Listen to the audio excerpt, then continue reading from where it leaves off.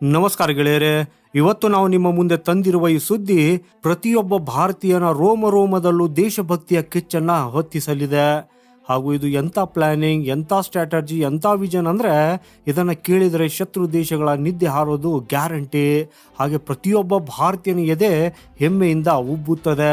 So ಗೆಳೆಯರೆ, ಪ್ರಪಂಚದಲ್ಲಿ ಇದುವರೆಗೆ ಕೇವಲ ಒಂದು ದೇಶದ ವಾಯುಸೇನೆಯನ್ನು ಮಾತ್ರ ಅತ್ಯಂತ ಶಕ್ತಿಶಾಲಿ ಅಂತ ನಂಬಲಾಗಿತ್ತು. ಉಳಿದವರೆಲ್ಲ ಅವರ ಮುಂದೆ ಸಣ್ಣವರಂತೆ ಕಾಣ್ತಾ ಇದ್ರು. ಆದರೆ ಈಗ ಒಬ್ಬ ಹೊಸ ಆಟಗಾರ ಕಣಕ್ಕಿಳಿಯುತ್ತಿದ್ದಾನೆ. ಕೇವಲ ಕ್ವಾಂಟಿಟಿ ಅಷ್ಟೇ ಅಲ್ಲ, ಕ್ವಾಲಿಟಿಯಲ್ಲೂ ಪ್ರಪಂಚದ ಅತಿ ದೊಡ್ಡ ಏರ್ ಫೋರ್ಸ್ಗಳಿಗೆ ಸವಾಲು ಹಾಕುವುದಕ್ಕಾಗಿ ಒಂದು ದೇಶ ತಯಾರಾಗ್ತಾ ಇದೆ. ಹೌದು, ಭಾರತ ಈಗ ಅಮೆರಿಕಕ್ಕಿಂತಲೂ ದೊಡ್ಡ ವಾಯುಸೇನೆಯನ್ನು ಕಟ್ಟುವ ಹಾದಿಯಲ್ಲಿದೆ. ಹಾಗೂ ಇದರ ಮುಂದೆ ಈ ಚೀನಾ ಮತ್ತು ರಷ್ಯಾ ಕೂಡ ಸಣ್ಣ ಮಕ್ಕಳಂತೆ ಕಾಣಲಿವೆ. ಸೊ ಬನ್ನಿ ಗೆಳೆಯರೆ, ಇದರ ಬಗ್ಗೆ ಸಂಪೂರ್ಣವಾಗಿ ತಿಳಿದುಕೊಳ್ಳೋಣ. ಆದರೆ ವಿಡಿಯೋದಲ್ಲಿ ಮುಂದೆ ಹೋಗುವ ಮುನ್ನ ನಿಮಗೂ ನಮ್ಮ ಸೇನೆಯ ಬಗ್ಗೆ ಹೆಮ್ಮೆ ಇದ್ದರೆ ಈಗಲೇ ವಿಡಿಯೋನ ಲೈಕ್ ಮಾಡಿ ಮತ್ತು ಕಾಮೆಂಟ್ ಬಾಕ್ಸಲ್ಲಿ ಜೈನ್ ಅಂತ ಖಂಡಿತ ಬರೆಯಿರಿ. ಹಾಗೂ ನೆನಪಿರ್ಲಿ ಗೆಳೆಯರೆ, ಜೈನ್ ಅಂತ ಹೇಳುವುದು ನಮ್ಗೆಲ್ರಿಗೂ ಹೆಮ್ಮೆಯ ವಿಷಯ. ಸೊ ಗೆಳೆಯರೆ, ಇಡೀ ಪ್ರಪಂಚದ ಡಿಫೆನ್ಸ್ ಎಕ್ಸ್ಪರ್ಟ್ಸ್ಗಳನ್ನು ಅಚ್ಚರಿಗೊಳಿಸಿದ ಆ ಒಂದು ಡೀಲ್ನಿಂದಲೇ ಮಾತನ್ನು ಶುರು ಮಾಡೋಣ. 114 ರಾಫೆಲ್ ಯುದ್ಧ ವಿಮಾನಗಳ ಡೀಲ್ಗೆ ಡಿಫೆನ್ಸ್ ಮಿನಿಸ್ಟ್ರಿ ಇತ್ತೀಚೆಗಷ್ಟೇ ಗ್ರೀನ್ ಸಿಗ್ನಲ್ ಅನ್ನು ಕೊಟ್ಟಿದೆ ಮತ್ತು ಮುಂದಿನ ವಾರ ಇದರ ಮೇಲೆ ಸಹಿ ಕೂಡ ಬೀಳಲಿದೆ. ಹಾಗೂ ಈ ಡೀಲ್ ಎಷ್ಟು ದೊಡ್ಡದಾಗಿದೆ ಅಂದರೆ ಈ ಪಾಕಿಸ್ತಾನ ಮತ್ತು ಚೀನಾ ಎರಡಕ್ಕೂ ಈಗ ನಿದ್ದೆನೇ ಇಲ್ಲದಂತಾಗಿದೆ. ಆದರೆ ಗೆಳೆಯರೆ, ಇದು ಕೇವಲ ಆರಂಭ ಅಷ್ಟೇ. ಅಸಲಿ ಕಥೆ ಇನ್ನು ಮುಂದಿದೆ. ಭಾರತ ಬರೀ ರಾಫೆಲ್ ಖರೀದಿಸಿ ಸುಮ್ಮನಾಗ್ತಾ ಇಲ್ಲ, ಬದಲಾಗಿ ರಾಫೆಲ್ ಡೀಲ್ಗಿಂತಲೂ ಎಷ್ಟೋ ಪಟ್ಟು ದೊಡ್ಡದಾದ ಕ್ರಾಂತಿಕಾರವಾದ ಮತ್ತೊಂದು ಡೀಲ್ ಕಡೆ ಹೆಜ್ಜೆ ಹಾಕ್ತಾ ಇದೆ. ಇದನ್ನ ಭಾರತದ ಡಿಫೆನ್ಸ್ ಸೆಕ್ರೆಟರಿ ಅವರೇ ಖುದ್ದು ಖಚಿತಪಡಿಸಿದಂತೆ ಸು-57 ಡೀಲ್ ಈಗ ಸರ್ಕಾರದ ಪರಿಗಣನೆಯಲ್ಲಿದೆ. ಹಾಗೂ ಇದರ ಬಗ್ಗೆ ಗಂಭೀರ ಚರ್ಚೆಗಳು ಕೂಡ ನಡೀತಾ ಇವೆ. ಸು-57 ಅಂದರೆ ರಷ್ಯಾದ ಅತ್ಯಂತ ಅಪಾಯಕಾರಿ ಅತ್ಯಾಧುನಿಕ 5th ಜನರೇಷನ್ನ ಸ್ಟೆಲ್ತ್ ಫೈಟರ್ ಜೆಟ್.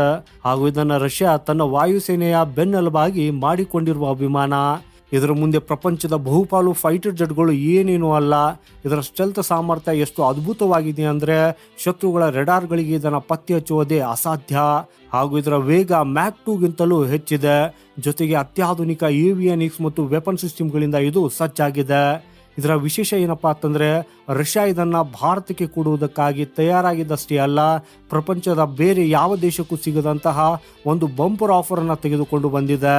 ಹಾಗೂ ಆ ಆಫರ್ ಕೇಳಿದ್ರೆ ನೀವು ಕೂಡ ದಂಗಾಗಿ ಹೋಗ್ತೀರಾ. ಯಾಕಂದ್ರೆ ಗೆಳೆಯರೆ, ಸು-57 ಜೊತೆಗೆ ಒಂದು ಸ್ಟೆಲ್ತ್ ವಿಂಗ್ ಮ್ಯಾನ್ ಡ್ರೋನ್ ಅನ್ನು ಕೂಡ ರಷ್ಯಾ ಆಫರ್ ಮಾಡಿದೆ. ಗೆಳೆಯರೆ, ಇದೇನು ಸಾಮಾನ್ಯ ಡ್ರೋನ್ ಅಲ್ಲ, ಇದೊಂದು ಆಟೋನಾಮಸ್ ಕಾಂಬ್ಯಾಕ್ಟ್ ಡ್ರೋನ್. ಅಂದ್ರೆ ಸು-57 ಕಾಕ್ಪಿಟ್ ನಲ್ಲಿ ಕುಳಿತ ಪೈಲಟ್ ತಾನೇ ಖುದ್ದಾಗಿ ಇದನ್ನು ಕಂಟ್ರೋಲ್ ಮಾಡಬಹುದು. ಗೆಳೆಯರೆ, ಒಬ್ಬ ಪೈಲಟ್ ಒಂದೇ ಬಾರಿಗೆ ಸು-57 ಕೂಡ ಹಾರಿಸುತ್ತಾನೆ, ಜೊತೆಗೆ ಸ್ಟೆಲ್ತ್ ಡ್ರೋನ್ ಕೂಡ ಆಪರೇಟ್ ಮಾಡ್ತಾನೆ. ಹಾಗೂ ಈ ಡ್ರೋನ್ ಕೇವಲ ಫೈಟರ್ ಜೆಟ್ನ ರಕ್ಷಣೆ ಮಾತ್ರ ಮಾಡಲ್ಲ, ಶತ್ರುಗಳ ಮೇಲೆ ಬಾಂಬ್ ದಾಳಿ ಮಾಡುವುದಕ್ಕಾಗಿಯೂ ಕೂಡ ಬಳಕೆ ಆಗ್ತದೆ. ಹಾಗೂ ಅತಿ ದೊಡ್ಡ ವಿಷಯವಂದ್ರೆ ಈ ವಿಂಗ್ ಮ್ಯಾನ್ ಡ್ರೋನ್ ಕೂಡ ಸಂಪೂರ್ಣವಾಗಿ ಸ್ಟೆಲ್ತ್ ಆಗಿದೆ. ಅಂದ್ರೆ ರೆಡಾರ್ಗಳಲ್ಲಿ ಇದನ್ನು ಹಿಡಿಯೋದು ಅಸಾಧ್ಯ. ಹಾಗೇನೆ ಗೆಳೆಯರೆ, ಇನ್ನು ರೋಮಾಂಚನಕಾರಿ ವಿಷಯ ಈಗ ಬರ್ತಿದೆ ಕೇಳಿ. ರಷ್ಯಾ ಸು-57ನ 100% ಟೆಕ್ನಾಲಜಿ ಟ್ರಾನ್ಸ್ಫರ್ ಕೊಡುವುದಕ್ಕಾಗಿ ಒಪ್ಪಿದೆ. ಅಂದರೆ ಸು-57 ತಯಾರಿಸುವ ಪ್ರತಿಯೊಂದು ತಂತ್ರಜ್ಞಾನ, ಅದರ ಎಂಜಿನ್, ಅದರ ಏವಿಯಾನಿಕ್ಸ್ ಎಲ್ಲವೂ ಭಾರತಕ್ಕೆ ಸಿಗಲಿದೆ. ಇದಷ್ಟೇ ಅಲ್ಲ, ಮೇಡ್ ಇನ್ ಇಂಡಿಯಾ ಅಡಿಯಲ್ಲಿ ಮ್ಯಾನುಫ್ಯಾಕ್ಚರಿಂಗ್ ಮಾಡುವ ಸಂಪೂರ್ಣ ಪ್ಲಾನ್ ಕೂಡ ಇದೆ. ಅಂದರೆ ನಾವು ನಮ್ಮದೇ ಫ್ಯಾಕ್ಟರಿಗಳಲ್ಲಿ ಸು-57 ತಯಾರಿಸುತ್ತೇವೆ. ಹಾಗೂ ಇಲ್ಲಿ ರಷ್ಯಾ ಲೈಸೆನ್ಸ್ ಪ್ರೊಡಕ್ಷನ್ಸ್ ಆಫರ್ ಕೂಡ ನೀಡಿದ್ದು, ಭಾರತ ಇದನ್ನು ತಾನೇ ತಯಾರಿಸಿ ತನ್ನ ಮಿತ್ರ ದೇಶಗಳಿಗೆ ಎಕ್ಸ್ಪೋರ್ಟ್ ಕೂಡ ಮಾಡಬಹುದು. ಹಾಗೂ ಈ ಆಫರ್ ವಿಂಗ್ ಮ್ಯಾನ್ ಡ್ರೋನ್ಗಳಿಗೂ ಕೂಡ ಅನ್ವಯಿಸುತ್ತದೆ. ಗೆಳೆಯರು, ಇಷ್ಟು ದೊಡ್ಡ ಆಫರ್ ಬೇರೆ ಯಾವ ದೇಶಕ್ಕೂ ಸಿಕ್ಕಿಲ್ಲ.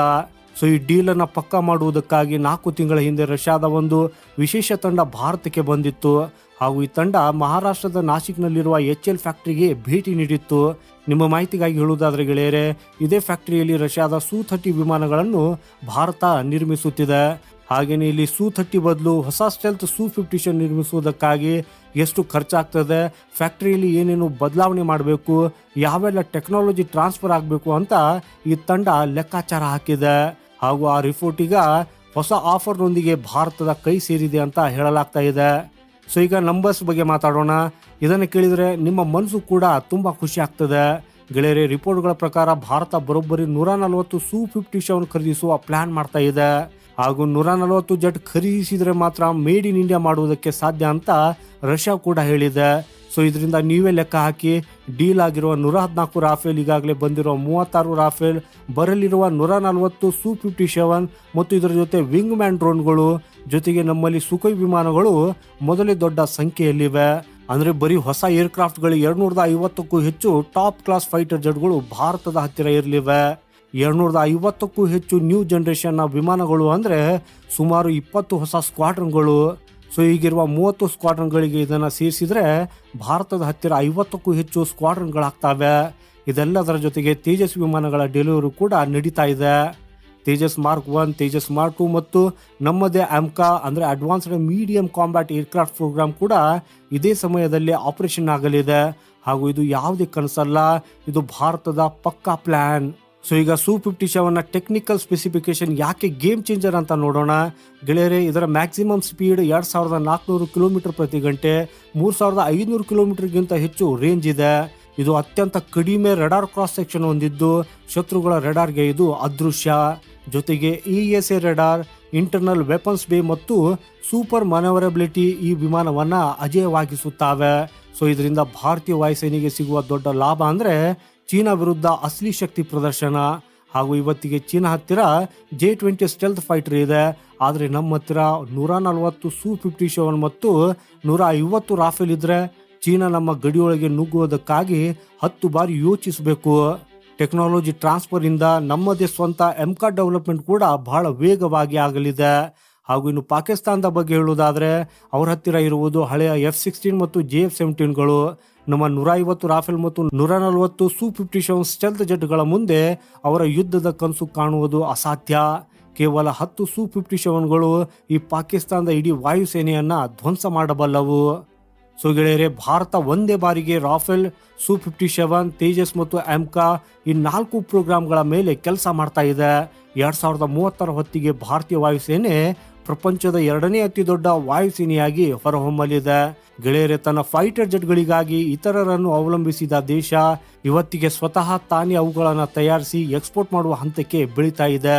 ಗೆಳೆಯರೆ, ನಿಮಗೂ ಕೂಡ ನಮ್ಮ ನ್ಯೂ ಇಂಡಿಯಾ ಪ್ರಪಂಚದ ಅತ್ಯಂತ ಬಲಿಷ್ಠ ಮಿಲಿಟರಿ ಪವರ್ ಆಗಲಿದೆ ಅಂತ ನಂಬಿಕೆ ಇದ್ರೆ, ನಮ್ಮ ದೇಶದ ಬಗ್ಗೆ, ವಾಯುಸೇನೆಯ ಬಗ್ಗೆ ಗರ್ವವಿದ್ರೆ ಈ ಕೂಡಲೇ ಈ ವಿಡಿಯೋನ ಲೈಕ್ ಮಾಡಿ.